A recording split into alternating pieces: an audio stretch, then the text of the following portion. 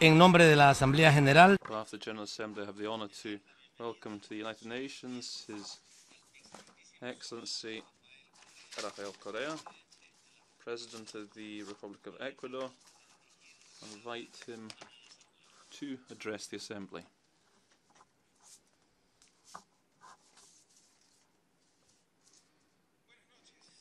Good evening to you all. President of the 70th session of the United Nations General Assembly, Secretary General, Secretary General of the United Nations, and here we support, obviously, your proposal of our dear friend, compañero Guillermo Solís, the President of Costa Rica, that the next Secretary General should be a woman. And the region has very fine women like Cristina Fernandez, Michelle Bachelet, Dilma Rousseff, Alicia Bárcena, etc. Ladies and gentlemen, heads of state and government, ladies and gentlemen, ministers, delegates, ladies and gentlemen, thank you very much for being with us.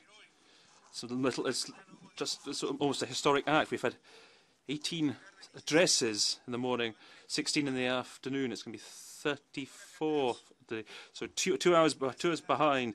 So thank you very much to UN personnel for their selfless work. But I think we need to change the methodology a bit. This makes no sense. It's the third conference I've been here, and it's getting on so late at night. This is conference number 34.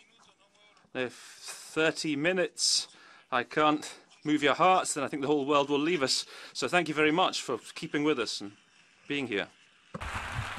En todo caso, in any case, it could be worse.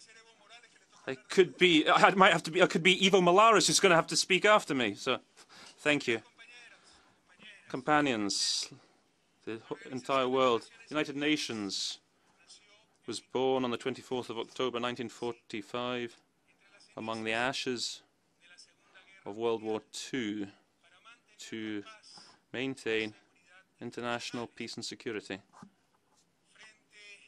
Following the Holocaust, we believed that we saw peace only as an absence of war.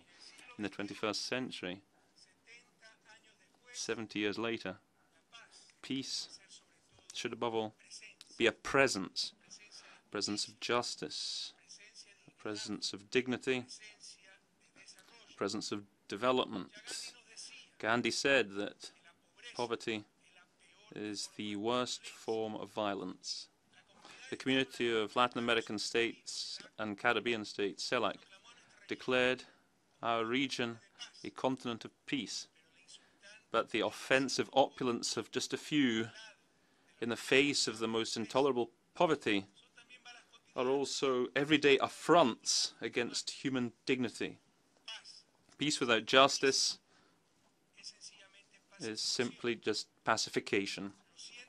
The 164 million people in Latin America who live in poverty, of whom 68 million continue to live in extreme poverty, are still waiting for justice, freedom, and real democracy, not just a democracy reduced to having periodic elections. Overcoming poverty, dear friends, is the greatest moral imperative for this planet, since for the first time in the history of humanity, poverty is not a fruit of scarcity of resources or other factors, but rather due to exclusion, which is a fruit of the twisted power structure. This has already been 2 centuries ago. Frédéric Brastard said this. When the pillaging turns into a way of life for a group of men who live in a society, that in itself creates, with the passing of time, a legal system that authorizes it and a moral code that glorifies it, unquote. And for those who want to steal such sublime concepts as freedom, let them understand there can be no freedom without justice. Not just that. in regions where there's such inequality as in Latin America, it is only by seeking justice that we will achieve true freedom. Therefore, we cannot settle with the minimalist goals, as was the case with the Millennium Development Goals back in 2015. A perspective aiming at just the very minimum presupposes legitimizing the reality that we're living in. If one person benefits ahead of the rest, and if there's no effort to bring close the power relations between societies, then, as Ban Ki-moon, Secretary General, said this morning, our ideal is not to just keep people alive, but to give people life, a decent life, a fulsome life, with equal conditions as any other human being. We believe that the 17 Sustainable Development Goals for 2015-2030 are closer to those aspirations. We propose common goals, not just seeking the bare minimum, but rather seeking social maximums, the summa causae, or living well of our ancestral peoples, which means living with dignity, satisfying basic needs, but in harmony with oneself, with other human beings, with different cultures, and in harmony with nature is what we seek. However, as we said yesterday in this same forum, the absence in the 2015-2030 agenda of a direct objective on free human mobility is a very regrettable omission. The immoral paradox that on the one hand you promote free movement of merchandise and capital, seeking maximum profit, while at the same time penalizing the free movement of people seeking decent work, that paradox is intolerable and unsustainable from an ethic point of view. It's one of the great inconsistencies of neoliberal globalization. They don't seek to create a planetary society, but just planetary markets. It's all based on capital, not on human beings. The solution is not making more borders, rather it's solidarity, humanity, creating conditions of prosperity and peace that remove the incentive for migration. Now, there's great news. That is that the Sustainable Development Goals, as the name indicates, will have a major focus on caring for the planet. Generally speaking, in the world there have been improvements to the efficiency of productive process, a reduction in global energy intensity. In other words, the quantity of energy required for a product unit was 1.2%, so an average 1.2% annual drop between 1971 and 2009. But in spite of technological advances and the dematerialization of the economy, there is ever greater consumption of global energy. Emissions have multiplied 3.6-fold in 50 years, which is annual average growth of 2.6%. If that trend continues in 28 years, current emissions will have doubled. Evidence suggests that consumption of energy and generation of emissions are directly proportional to the level of income, which means that the consumption effect dominates over the efficiency effect. An inhabitant of the rich countries emits 38 times more CO2 than an inhabitant in the poor countries, which all of which raises the principle of common but differentiated responsibilities. Of course, there's also an environmental effect linked to poverty.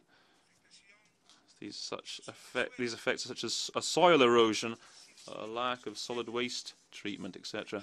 Moreover, there's an additional problem. Energy efficiency, but when it comes to the rich and poor countries, there's a huge gap, and it keeps growing with time. specifically 4 or 5-fold between 1971 and 2010.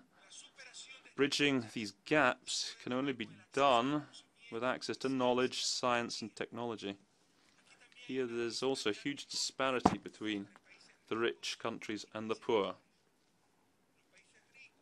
The rich annually seek 1.36 million patents, while all the poor countries together sought barely 9,170 patents. The global inequities are not just reflected in distribution of emissions, but also in the impact of global warming and climate change. Countries like Ecuador contribute less than 0.1% of total CO2 emissions, but are suffering the consequences of climate change.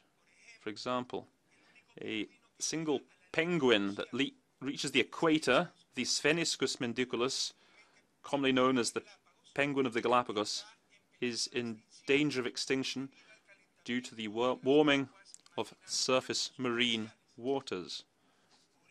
That's why it's necessary to move towards a universal declaration of the rights of nature. The principal universal right of nature should be that it can continue to exist, but also that it can continue to offer the means for life that are necessary for our societies to continue living with the summa causae. This should be a key idea to avoid certain fundamentalisms. The human being is not the only important being in nature, but continues to be the most important. Nevertheless, these common but differentiated responsibilities and the role played by access to knowledge, science and technology. Paradoxically, there exists a new unjust international division of work. The rich countries generate knowledge that they privatize, and many poor countries or middle-income countries generate environmental goods that are consumed for free. Knowledge in general is a good of free access. In other words, exclusion is technically impossible or very costly. To avoid free access, or in other words, to privatize that good, institutional barriers are raised, basically intellectual property rights. The countries of the Amazon basin also produce goods of free access, in this case environmental goods, that regulate the global climate, and without which life on the planet would severely deteriorate. Despite this, the biggest global polluters pay nothing for consuming those environmental goods and services. And sometimes it's thought that generation of environmental goods has no cost. The reality is that this generation can be very costly, not in terms of direct cost, but in terms of that we are renouncing to maintain those environmental goods. In other words, we're renouncing on the costs of opportunity. Today, many demand, without any moral grounds, that we shouldn't exploit the oil in the Amazon. But this involves a huge cost in terms of non-received income, and for every passing day that a child is unable to go to school, a community goes without potable water, or people dying due to perfectly avoidable illnesses, true pathologies, true cases of misery. It's only by compensating the consumption of environmental goods, only then would we no longer need financing for development. And here's another fundamental idea for any debate on sustainability. Conservation in poor countries will not be possible if it doesn't generate clear, direct improvements in the standard of living of the populations. As Pope Francis said in his encyclical Laudato Si, a true environmental plan always turns into a social plan. Access to science and technology is vital for the poor countries in their struggle against climate change and their struggle against poverty. It's vital to, as the President of Paraguay said, it's vital to declare technologies that mitigate climate change and their respective effects declare them as global public goods, guaranteeing their free access. The new international division of work, of labour, dear friends, is a complete paradox. The goods of free access should have no rival in consumption. In other words, they should have no marginal cost if they're consumed by an additional person. As a result, when more people use that good, the better. That's normally the characteristic of knowledge, of science and technology. As George Bernard Shaw once said very rightly, if you have an apple and I have an apple and we exchange these apples, then you and I will still each have one apple. But if you have an idea and I have an idea and we exchange those ideas, then each of us will have two ideas. On the contrary, when a good becomes scarce or is destroyed as it's consumed, as is the case with environmental goods, that's when the consumption should be restricted to avoid what Garrett Hardin called the tragedy of the commons. Why isn't the obvious being done? Indeed, why is the complete opposite being done? Because the problem is not a technical problem, but a political one. The unjust new international division of work is nothing other than the distorted logic of privatizing the benefits and socializing the losses. Nothing justifies this, just power. To illustrate this, imagine for a minute if the situation was the reverse. If the generators of goods and of environmental goods and services, imagine if they were the rich, and the poor countries or the middle-income countries, imagine if we were the polluters. Is there any doubt that by now they wouldn't have invaded us to demand from us fair compensation? It's impressive, dear friends, but the problem of climate change can only be controlled with greater justice, in this case environmental justice. Sadly, as Thrasymachos said more than 2,000 years ago in his dialogue with Socrates, justice is only the convenience of the strongest. By the end of 2015, we'll be coming together at COP21 in Paris. If we fail at this conference, and if we don't reach binding agreements to protect the only planet that we have, our civilization could start to be buried. But if we gain victory, we will celebrate COP22 with a first environmental manifesto that was written in 1225 by Francis of Assisi, who expressed gratitude for his brother the wind, for the air, the sky, the clouds, and all of time. Dear friends,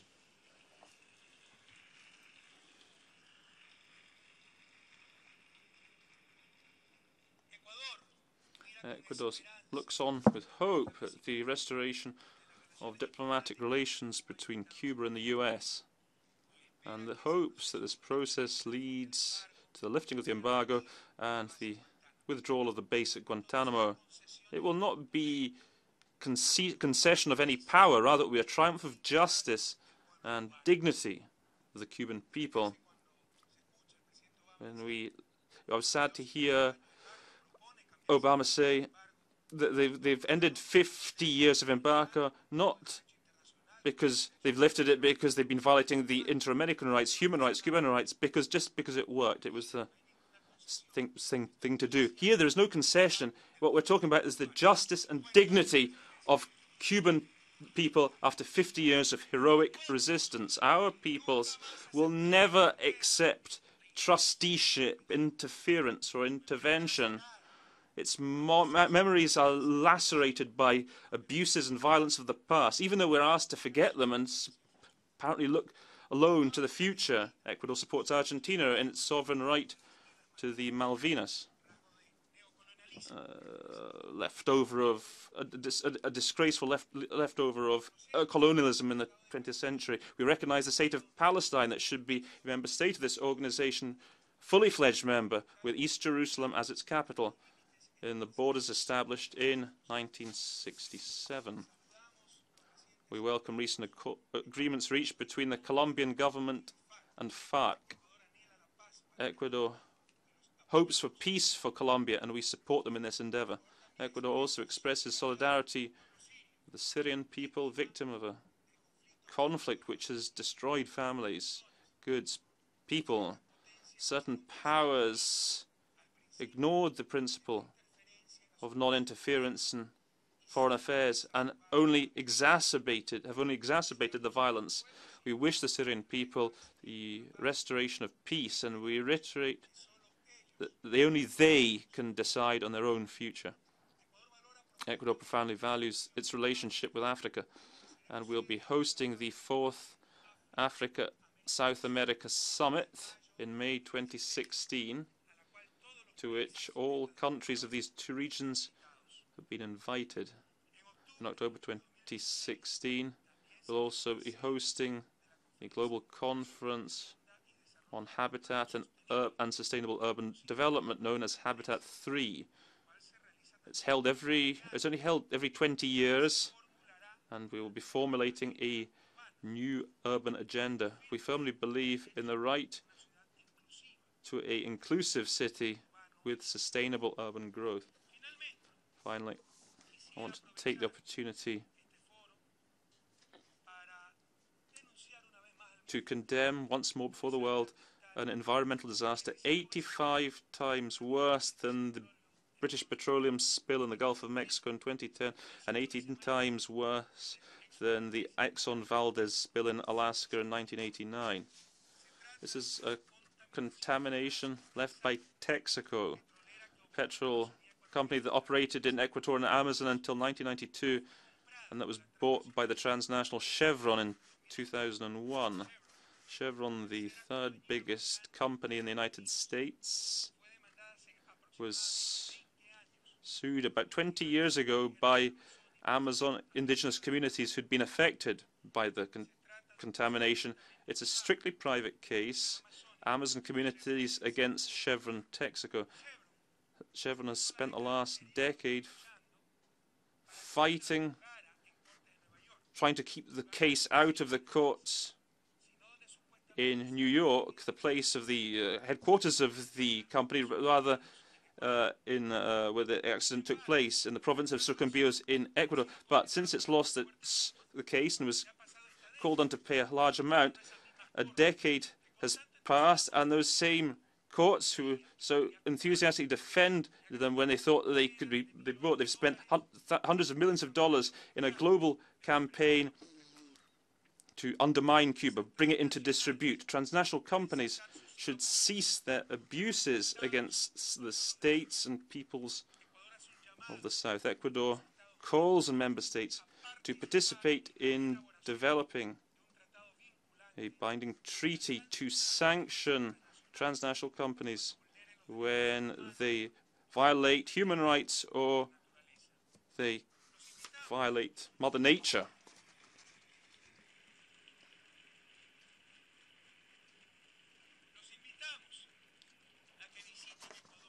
We invite you to visit Ecuador, and you can see the hundreds of wasted land left by Texaco, so that they just, though the oil mines, it's the dirty hand of Chevron that has left its stain there. Given the billions of dollars that Chevron Texaco has spent, the arrogance, the infamy of this corrupting company, Ecuador will use the most lethal weapon that was ever invented, the truth. Thank you very much to you all.